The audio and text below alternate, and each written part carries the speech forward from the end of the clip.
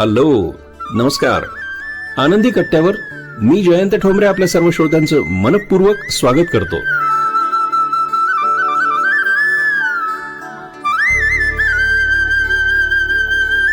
श्रोतो नमस्कार. व्हॉट्सॲपवर एक सुंदर पोस्ट वाचायला मिळाली, खास तुमच्यासाठी.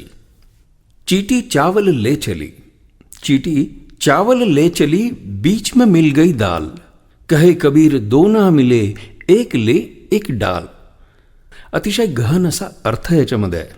अर्थात मुंगी तांदळाचा दाणा घेऊन निघाली होती, पण तितक्यात वाटेत तिला डाळीचाही दाणा दिसला.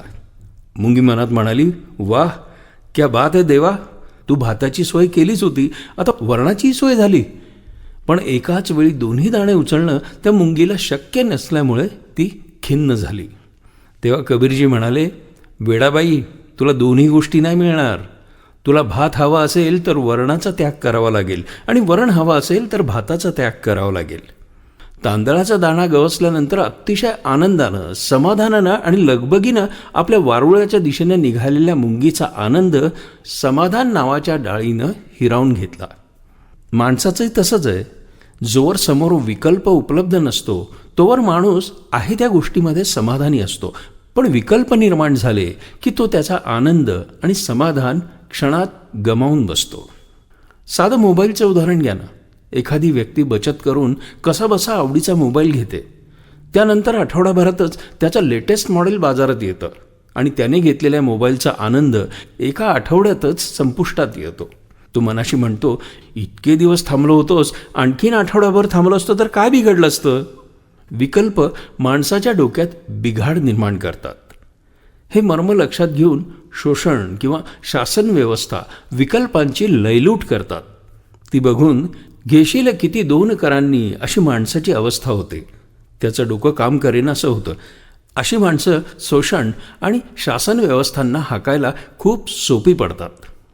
पूर्वी आजोबा पणजोबांच्या काळातल्या वस्तू देखील पुढील पिढ्या आनंदाने वापरत. त्यांना त्या जुन्या कधीच वाटत नसत, कारण तेव्हा इतके विकल्पच नव्हते आणि ऐपतही नव्हती. आज असंख्य अशा विकल्पांनी वस्तूंचा जुन्या होण्याचा कालावधीच क्षणिक करून टाकलाय. परिणामी लोक चांगल्या वस्तूही भंगारात टाकू लागलेत. भौतिक वस्तूंचा हा नियम मानवी नातेसंबंधांनाही लागू झालाय, कारण माणूसही भौतिकच झालाय. नातं मैत्री यांची नाळे कधी नव्हे इतकी कमजोर झाली आहे. देवानं माणसाला 2 हात दिले. ते दोन्ही हातांनी गोळा करावे म्हणून नाहीत, तर एका हाताने घ्यावं आणि दुसऱ्या हातानं द्यावं यासाठी आहेत. नुसतंच घेत राहिल्यानं मानवी जीवनातल्या अरिष्टांना तोच कारणीभूत ठरतो. म्हणूनच देवघेव सुरू राहिली पाहिजे.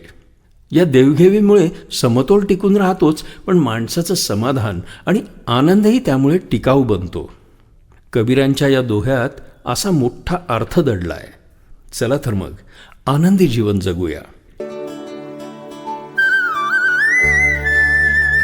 यानंतर पुढचा कार्यक्रम ऐकायला विसरू नका. आनंदी कट्टा रेडिओ जयंत वरून. तोपर्यंत मात्र आनंदी रहा.